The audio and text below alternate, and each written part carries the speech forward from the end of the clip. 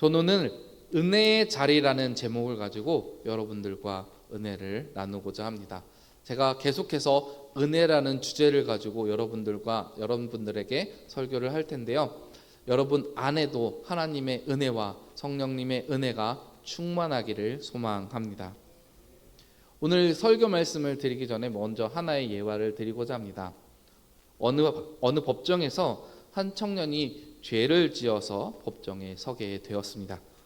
그가 저지른 죄는 단순한 절도죄였습니다. 그는 법정에 들어설 때까지만 해도 단순하게 지은 절도죄였기 때문에 형량도 낮을 뿐 아니라 자신이 지은 죄에 대해서도 부끄러움이 없었습니다. 그저 단순히 돈이 없고 배가 고팠기 때문에 누구나 저지를 수 있는 그런 해프닝이라 생각했습니다. 이 청년이 재판하는 판사도 또한 그런 것들만, 경범죄들만 담당하는 판사였기 때문에 비싼 귀금속을 훔친 것이 아닌 이상해야 형량이 별로 다르지 않을 것이라 생각하며 재판에 참여를 했습니다. 그런데 가만히 보니까 이 재판을 받는 사람의 이름이 매우 익숙하더랍니다. 그리고 판사는 재판장을 들어오고 있는 이 청년을 보는 순간 당황했습니다. 그러나 이내 침착하게 청년에게 이렇게 묻습니다. 당신이 무슨 죄를 지었는지 알고 있습니까? 청년은 당연하다는 듯이 네 라고 대답하며 이 재판이 조금이라도 별거 아닌 재판이기 때문에 조금이라도 빨리 끝나기를 바랬습니다. 이어지는 판사의 질문은 당신은 그럴 사람이 아닙니다. 그런데 왜 그런 행동을 했습니까? 이때도 청년은 잠시 고민만 할 뿐 이내 별 의미 없이 자신이 돈이 없었기 때문에 그랬다라는 변명을 늘어놓습니다. 판사는 다시 묻기를 당신은 언제나 정의로운 사람이었습니다. 다른 친구들을 돕는 것을 기뻐하고 학교에서나 교회에서도 모범이 되는 어린이였죠. 제 말이 맞습니까? 순간 멈칫한 청년은 판사를 바라보게 됩니다. 그리고 판사를 유심히 쳐다봅니다. 이내 당황한 이 청년은 곧 울음을 터뜨리고 맙니다. 이 판사는 어릴 적 자신과 가장 친했던 친구였던 것이기 때문입니다. 판사는 친구를 향해 나는 내가 어떻게 지내는지 굉장히 궁금했고 또 어디 있든지 너는 정의로우며 사랑을 베푸는 사람일 것이라 생각했었다라고 이야기를 해 주었습니다. 이 말에 청년은 눈물을 흘리며 자신의 죄를 부끄럽게 여기며 반성하고 판결을 받고 재판장을 나갔다고 합니다. 그의 예상처럼 그의 형량은 가벼웠으나 그의 마음은 분명 바뀌었을 것입니다. 이 이야기에 나오는 두 사람은 친구입니다. 그러나 서 있는 자리는 달랐지요. 한 사람은 판사로서 죄를 판단하고 심판하는 자리에, 그리고 다른 한 사람은 죄를 지어 법의 심판을 기다리는 자리에 섰습니다. 그런데 그들의 시작은 어땠습니까? 같은 학교, 같은 교회를 다니던 절친한 친구에서부터 시작을 했습니다. 어릴 적 두 친구는 매우 친한 사이였고 그 중에 판사는 피의자석에 앉아있는 그 친구가 누구보다도 정의롭고 사랑이 많은 사람으로 기억하고 있었습니다. 왜 이 두 사람은 같은 자리에 시작했지만 다른 자리에 있었을까요? 그들의 선택이 달랐기 때문입니다. 우리도 하나님 앞에서 선택을 해야 할 때가 옵니다. 과연 세상에 속한 자가 될 것인가, 은혜 안에 속한 자가 될 것인가를 말입니다. 저는 이런 말을 가끔 합니다. 은혜를 받으려면 은혜 받을 만한 자리로 나오라는 것입니다. 이와 함께 이런 말도 같이 합니다. 은혜의 자리가 어디냐? 바로 예배드리는 곳, 바로 이곳이 은혜의 자리라 말씀을 드립니다. 사람이 어느 자리에 있느냐에 따라서 행동과 말이 달라지기 마련입니다. 이에 따른 속담이 있죠. 자리가 사람을 만든다. 사탄의 유혹에 넘어가 세상에 자리하고 있는 사람은 사탄에게 속한 사람입니다. 그리고 하나님 앞에 있는 여러분은 은혜에 속한 사람인 줄 믿으시기 바랍니다. 여러분이 앉은 그 자리가 은혜 받는 자리가 되시기를 간절히 소망합니다. 이제 말씀으로 돌아와서 오늘 본문은 어떻게 예배해야 하는지에 대해서 말하고 있는 내용입니다. 그리고 그런 예배를 하나님께서 받으시며 또 그런 자리가 바로 은혜 받는 자리라 말씀드리고 있는 것입니다. 여러분은 은혜의 자리로 나와 은혜 받을 수 있는 분들이 되셨습니다. 그런데 은혜의 자리에 나오고도 은혜 받지 못하는 경우도 분명 있습니다. 오늘 본문 말씀을 통해 우리는 은혜 받는 자리에서 어떻게 은혜 받아야 하는지를 알아보도록 하겠습니다. 먼저 본문의 내용의 상황을 잠시 이야기 드리고자 하면 예수님이 유대를 떠나 갈릴리로 가실 때에 사마리아를 통과하여 가시기로 방향을 잡으십니다. 그렇게 사마리아로 들어가시며 수가라 하는 동네에 이르렀을 때 제자들은 먹을 것을 사러 성에 들어갔고 예수님은 한 우물을 발견하시고 그 우물 곁에 앉으셨습니다. 그렇게 이스라엘 시간으로 제6시쯤 되었을 때, 여기서 제6시라 함은 해가 가장 높이 뜬 정오를 말합니다. 그 정오가 되었을 때 한 여인이 이 우물 곁으로 물을 기르러 나옵니다. 그런데 이스라엘에서 정오에 우물물을 기르러 오는 경우는 없었습니다. 왜냐하면 이스라엘의 그 햇빛은 굉장히 뜨겁고 따갑고 나가면 햇빛 아래에 있으면 굉장히 위험할 수도 있었기 때문에 사람들은 해가 가장 뜨거운 정오의 시간에는 피해서 우물가를 오기 마련이었습니다. 그런데 그 시간에 물을 뜨러 온 이 여인은 어떤 심정이었을까요? 물론 이유는 있습니다. 그 여인은 사람들의 시선이 불편했습니다. 그래서 사람들이 나오지 않는 시간을 선택했던 것입니다. 그렇게 여인이 이 우물가 곁으로 왔을 때 예수님은 이 여인이 물을 기는 것을 보시고 물을 좀 달라라고 말씀하십니다. 여인은 놀랄 수밖에 없었습니다. 왜냐하면 보기에도 이 사람은 유대인이었고 그런 남자가 사마리아 여인인 자신에게 물을 달라고 하는 것은 여인의 상식으로는 이해할 수 없는 일이었기 때문입니다. 이것은 당시의 문화를 알아야 하는데 유대인들은 지리적으로 이 이스라엘 땅과 이방 민족 사이에 수많은 전쟁이 있었고 그 전쟁을 사이에 둔 성이 바로 이 사마리아 성이었습니다. 전쟁이 일어나면 때로는 이스라엘이 승리하고 때로는 이방이 승리하게 되는데 그때마다 사마리아 성에 있는 사람은 유대인의 편에 섰다가 이방인의 편에 섰다가 이렇게 왔다 갔다 했었기 때문에 유대인들은 이 사마리아 사람들을 박쥐와 같은 사람이다. 그래서 사람 취급을 하지도 않았다고 합니다.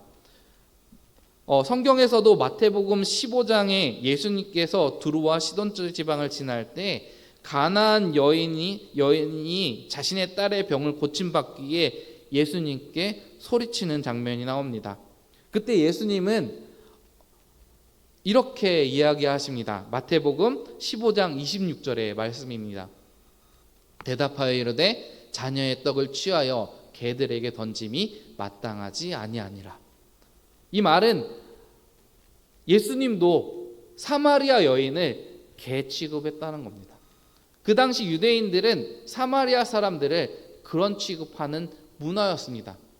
그렇기 때문에 유대인이었던 이 예수님이 수가성의 사마리아 여인이었던 그 여인에게 물을 달라라고 말하는 것 자체가 여인에게는 굉장히 큰 충격일 수밖에 없었던 것입니다. 그리고 그 예수님께 이렇게 묻죠. 당신은 유대인인데 어찌하여 나에게 물을 달라고 하십니까?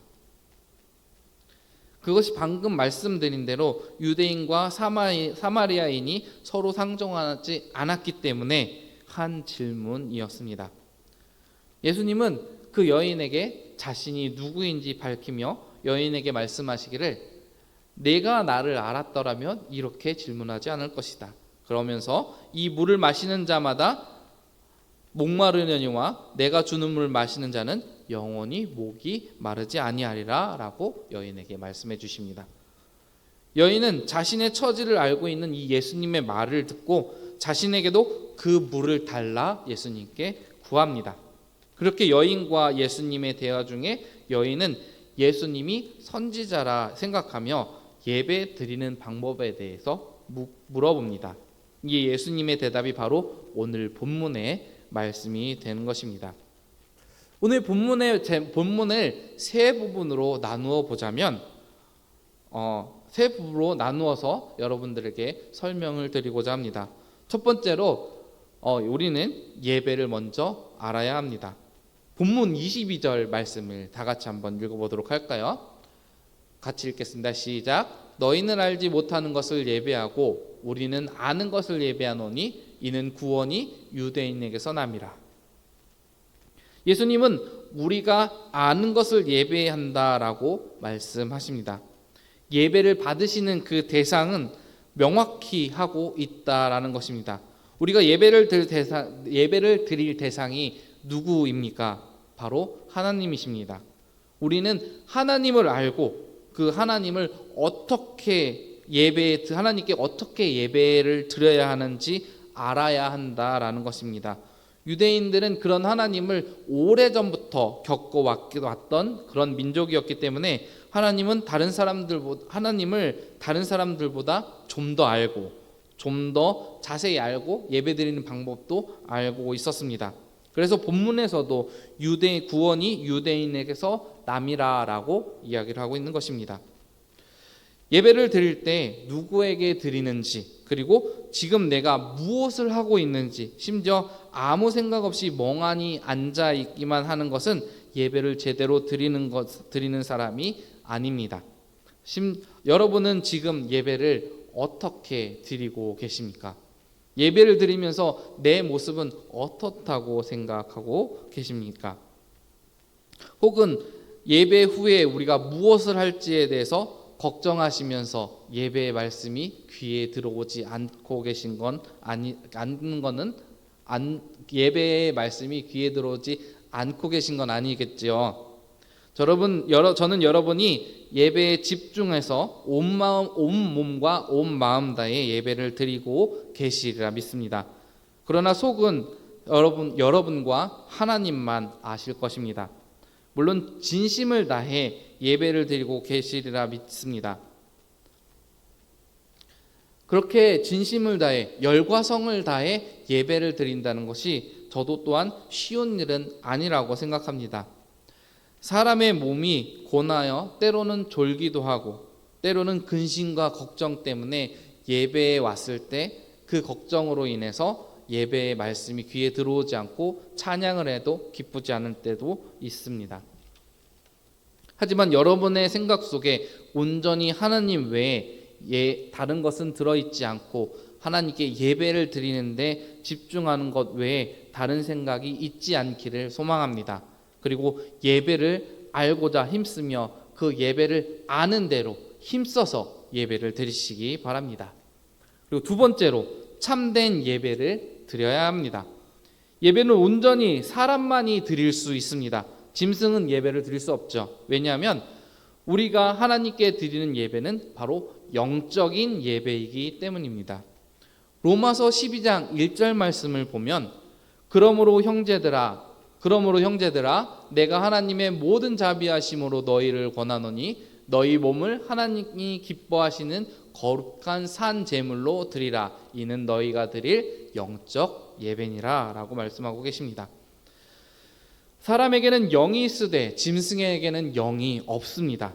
그러므로 짐승은 예배를 드릴 수가 없습니다. 그저 자신이 따르는 사람 뒤만 쫄랑쫄랑 쫓아다니면서 그 사람에게 어떻게 하면 기뻐 보이게 하려고 할까? 어떻게 하면 놀까? 때로는 사람을 먹이로 보는 그런 짐승들도 분명 있을 것입니다. 그런 것처럼 오직 짐승은 하나님께 예배를 드릴 수 없습니다. 오직 사람만이 하나님께 예배를 드릴 수 있는 것입니다. 본문에서도 영과 진리로 예배를 드리라 말씀합니다.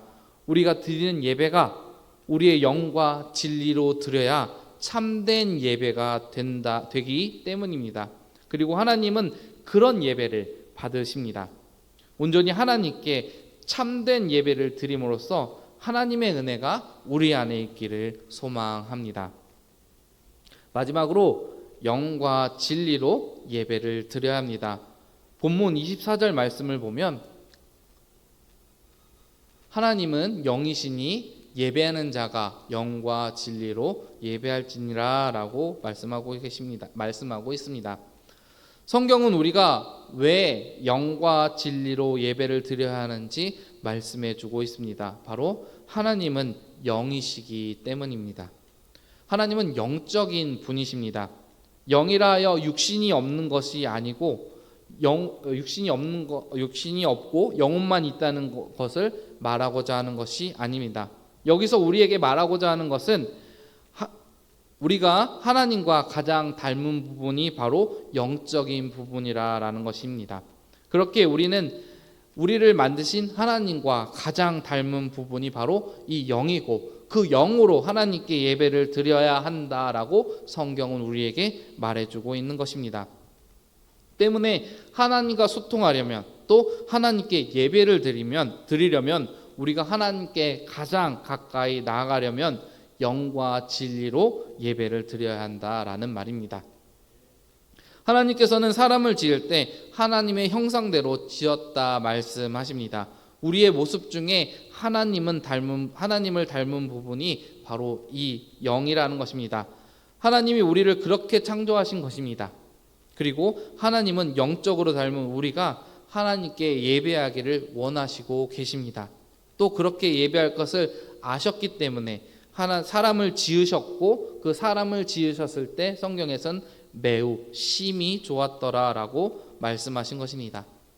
하나님이 기뻐하시는 예배 그리고 영과 진리로 드리는 우리의 예배 가운데 하나님의 은혜가 있는 줄 믿으시기 바랍니다. 우리가 지금까지 성경 말씀을 통해 사마리아 여인과 예수님의 말씀을 통해 예배를 어떻게 드려야 하는지 세 가지로 나누어서 알아보았습니다. 첫 번째는 예배를 알고, 둘째로는 참되게 예배하는 자가 되며 마지막으로 영과 진리로 예배를 해야 한다라는 것입니다. 왜냐? 하나님이 기뻐하시는 예배가 바로 그런 예배이기 때문입니다. 그리고 그 예배 가운데 하나님은 우리에게 은혜를 주시고 우리가 그 은혜를 받아 누리게 되는 것입니다. 우리는 은혜 안에 살아갑니다. 또 그 은혜를 구하며 살아갑니다.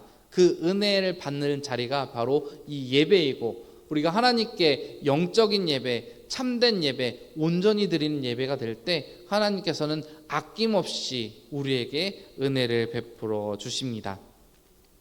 오늘 제목을 저는 은혜의 자리라고 정해보았습니다. 그 이유는 우리가 은혜를 받아야 할 자리가 어디인지 알아야 하기 때문입니다.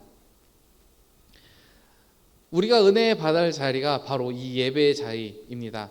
하나님께서는 두세 사람 모인 곳에 나도 그 자리에 있을 것이다 라고 있겠다라고 말씀해 주십니다.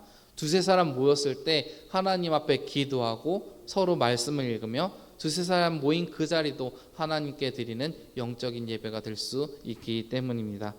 세상 사람들은 세상이 주는 기쁨에 취해 살아갑니다. 그러나 그 기쁨은 오래가지 못하는 기쁨입니다. 그래서 어떻게든 더 오래, 더 많이 기쁨을 누리기 위해 다른 사람들을 남을 짓밟기도 하고 때로는 도덕적으로, 인격적으로 타락해 가기도 합니다. 그것은 사탄이 바라는 바일 것입니다. 반대로 하나님이 주시는 기쁨은 영원합니다. 그 기쁨을 맛본 사람은 상황적으로 타인이 보기에 불행강 가운데 있을지라도 하나님께 언제나 감사함으로 하나님이 주시는 참된 기쁨을 누리며 살아가는 사람들입니다. 사탄은 그것을 방해하기 위해 그런 우리들을 유혹하고 핍박하며 바로 이 은혜의 자리에서 벗어나도록 종용하고 있는 것입니다. 그러나 우리는 이 자리를 벗어나지 않고 온전히 하나님 앞에 은혜 받기를 구하시기를 소망합니다. 사단이 권하는 자리와 하나님이 권하시는 자리, 이 자리 중 어느 곳이 은혜의 자리인지 어느 자리에 있어야 할지에 대하여 우리는 주저없이 은혜의 자리에 있기를 소망합니다. 또 하나님이 그 자리를 기뻐하십니다. 우리 마지막으로 시편 34편 4절의 말씀을 읽고 마치려고 합니다. 우리 다 같이 시편 34편 4절 말씀 같이 읽겠습니다. 내가 여호와께 간구하매 내게 응답하시고 내 모든 두려움에서 나를 건지셨도다.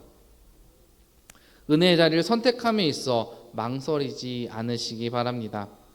우리가 하나님 앞에 간구할 때 하나님께서는 우리의 기도에 응답해 주십니다. 그리고 내 모든 두려움에서 우리를 건져 주십니다. 그렇기 때문에 우리가 은혜의 자리에서 떠나지 않을 수 있는 것입니다. 세상의 그 많은 유혹과 사탄의 그 수많은 핍박 중에도 하나님께서 우리를 건져 주시고 이끌어 주실 줄 믿기 때문에 우리는 은혜의 자리에 있을 수 있다라는 것입니다. 세상이 이를 빼앗기 위해 핍박합니까? 하나님 앞에 기도하면 됩니다. 간절히 하나님께 은혜의 자리에 있기를 구하면 하나님이 내게 오던 그 모든 두려움 물리쳐 주시고 또 은혜의 자리로 또 한 번 우리를 초대해 주실 줄 믿습니다. 이 자리는 은혜의 자리입니다. 우리 사랑하는 행복한 교회 성도 여러분, 은혜 받을 자리로 나와 은혜 받기를 소망합니다. 물론 여기 나와 계신 모든 분들은 은혜의 자리에 계신 분들입니다. 그리고 오늘뿐만 아니라 앞으로 있을 그 모든 예배, 모든 은혜의 자리에 여러분들이 함께 하시기를 소망합니다.